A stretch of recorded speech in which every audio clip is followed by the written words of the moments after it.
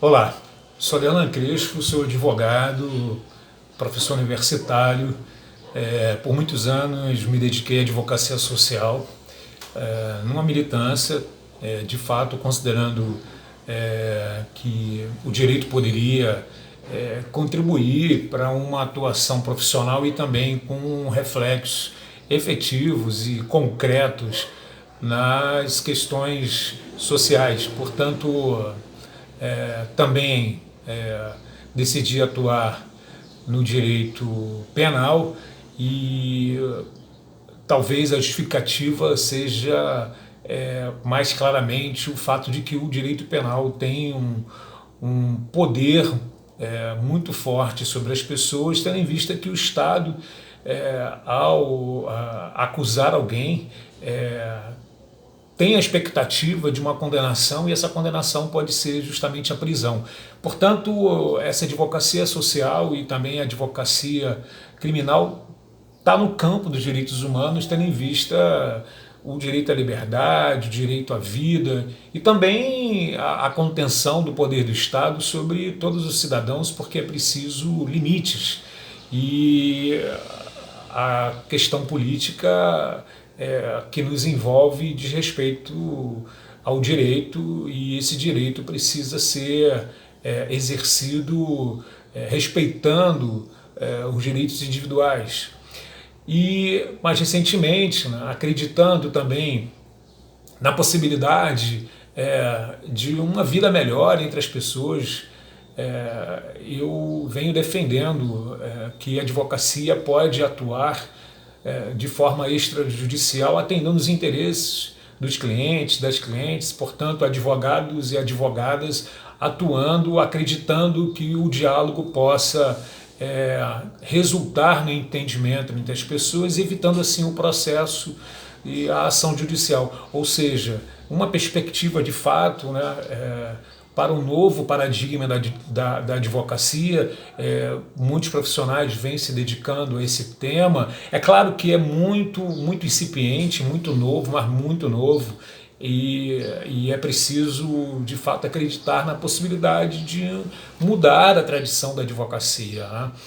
Bom, mas o que eu venho hoje aqui registrar nesse vídeo é uma reflexão acerca da prisão. Um tema que está sendo explorado já há alguns dias, tendo em vista a decisão do ministro Marco Aurélio sobre a provocação que lhe foi feita com relação a um traficante já condenado em outros processos, mas que encontrava-se preso preventivamente e, portanto, os seus advogados chamaram a atenção de que essa revisão da prisão deveria ter sido feita pelo juiz que decretou a sua prisão, tendo em vista a alteração do Código de Processo Penal, especificamente o artigo 316, e tendo em vista que não foi feita a revisão, o ministro Marco Aurélio, numa interpretação literal que determina a revisão após até 90 dias, decidiu pela soltura, né? O ministro Fux, também de forma muito questionada, né, decidiu de forma diferente sobre o mesmo caso e, portanto, gerou aí um impasse que vai ser motivo de decisão do colegiado. Bom, a minha finalidade é, de fato, destacar o tema como um tema muito importante na atualidade e também ao longo da história, né, da própria civilização, da história do mundo, que é sobre a liberdade das pessoas, né, e depois de configurado o poder do Estado, né, a partir da modernidade, em que o Estado, né, ele assume, né, o poder de organizador e regente a partir dos órgãos públicos, a prisão tornou-se, digamos, um instrumento mais fácil, né, como já era de costume, pelos outros modelos do exercício do poder político anteriores, manter a prisão como uma resposta àqueles que praticam os crimes, né? Mas a questão diz respeito a entender de fato qual é o pano de fundo dessa discussão, que está sendo tão explorada pela grande mídia, né, pela imprensa. Se diariamente está se provocando debates sobre a decisão do ministro Marco Aurélio, tendo em vista que determinou a soltura de um traficante, de um homem que participa de organizações criminosas envolvendo o tráfico de drogas, que, portanto, o Brasil assumiu aí um exemplo negativo no que diz respeito às atuações do Poder Judiciário. Bom, inicialmente eu quero registrar a grande importância do tema prisão. Por quê? Porque o tema prisão está vinculado ao tema liberdade, né? Bom, todos os cidadãos têm direito à liberdade. Na medida em que o indivíduo pratica uma conduta que se enquadra, que é o mesmo que está previsto, né, descrito na lei penal como crime, essa pessoa deve responder, né? Ultrapassado todas as fases do processo, se a pessoa for condenada, tem o direito de recorrer. E, portanto, a prisão ela é uma forma de responder à sociedade que sempre conviveu com o crime, né? Queremos níveis baixos, né, e toleráveis, digamos assim, em termos de quantitativo de crimes, mas sempre houve, desde a antiguidade, né?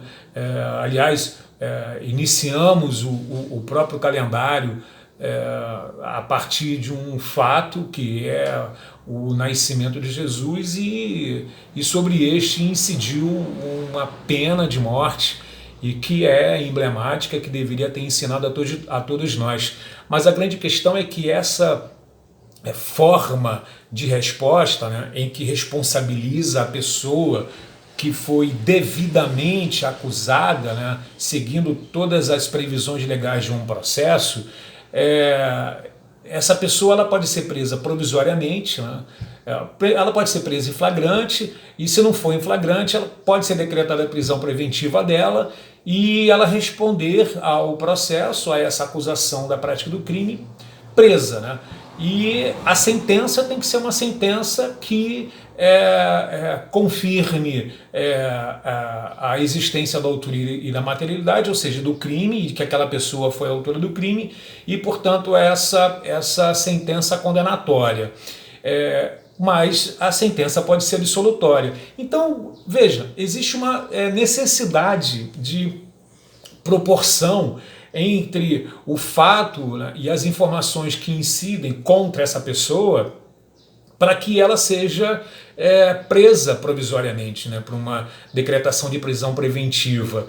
E a grande questão também, como pano de fundo, é que o tema liberdade é fundamental, é um valor humano fundamental. Não só humano, né, porque inclusive hoje se discute se de fato é correto e justo manter animais presos, enjaulados, né? Discute-se inclusive a função social do próprio zoológico, né, que mantém animais presos, né?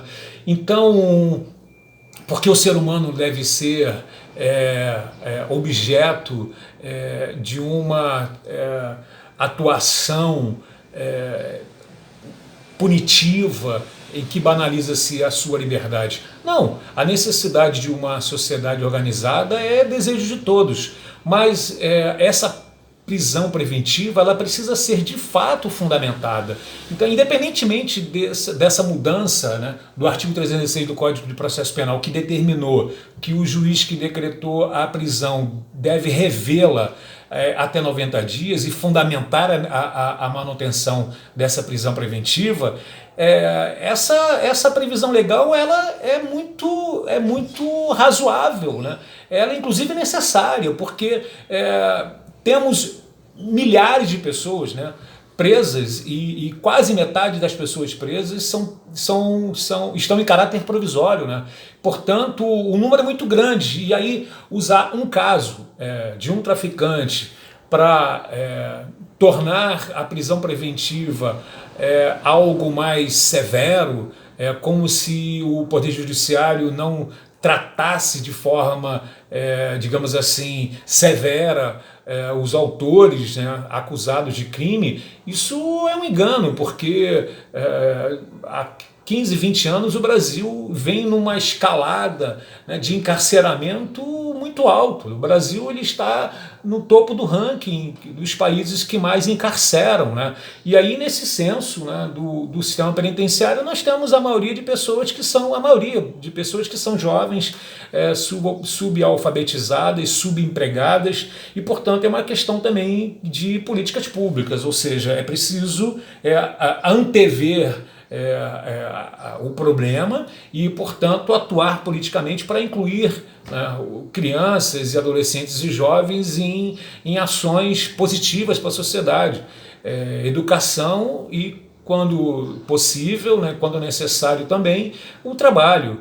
E aí esse caso tornou-se emblemático porque a prisão preventiva que foi revogada desse traficante, André do Rap, fez com que se rediscutisse a necessidade de se analisar a prisão preventiva das pessoas que se encontram presas. Portanto, é necessário sim dar atenção, porque qualquer pessoa, né, acusada e que seja decretado contra ela a prisão preventiva, ela tem o direito de que a sua prisão seja necessária, né? É preciso que tenha de fato informações fortes, né?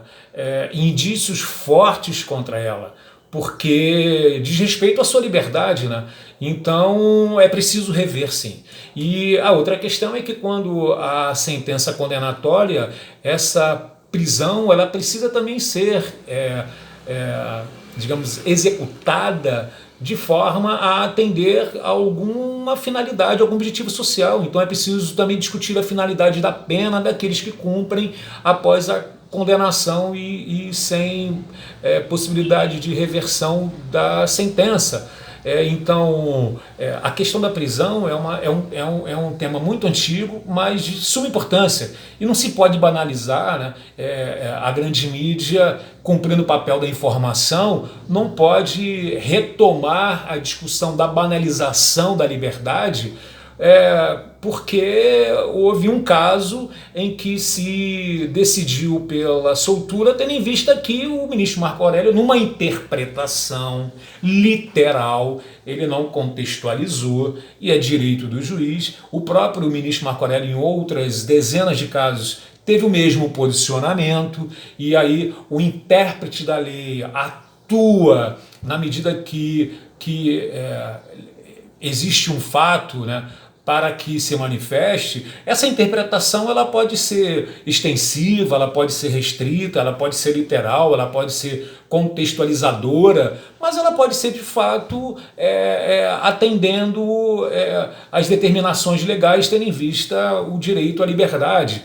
Então, esse caso vai ser discutido no colegiado do STF, mas não podemos perder de vista que a imprensa cumpre um papel de informação, mas não pode pressionar e banalizar o direito à liberdade, porque é um direito de todos nós, e qualquer pessoa que seja acusada da prática de crime, se for decretada prisão preventiva, é preciso que seja justificada, né? E ela não pode ser esquecida numa prisão provisória, num processo que pode perdurar por anos, né? Então é preciso de fato que esse processo atenda os requisitos legais. Bom, eu quero agradecer. Caso entendam que esse vídeo de fato tem alguma importância, na medida que possam compartilhar e que contribua de alguma forma para a ponderação e reflexões acerca desse tema que está sendo atualmente tão discutido e explorado. Ok? Ficamos por aqui e até o próximo vídeo.